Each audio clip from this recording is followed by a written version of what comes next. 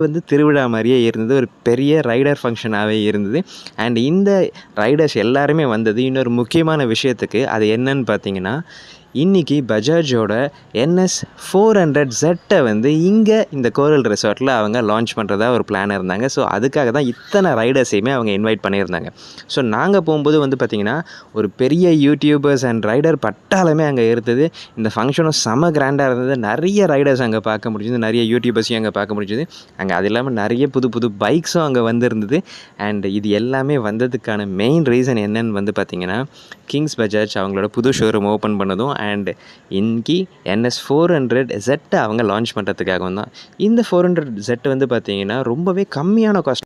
ஒரு 400cc bike வந்து வெறும் 200ccயோட காஸ்ட்டில் வருது அப்படின்றதே ஒரு பெரிய விஷயமா இருந்தது. அண்ட் இதோட லுக் அண்ட் கம்ஃபர்ட் வந்து செம சூப்பராக இருந்தது. அண்ட் வண்டியோட காஸ்டிங்கும் வந்து ரொம்பவே அஃபோர்டபுளாக இருந்தது.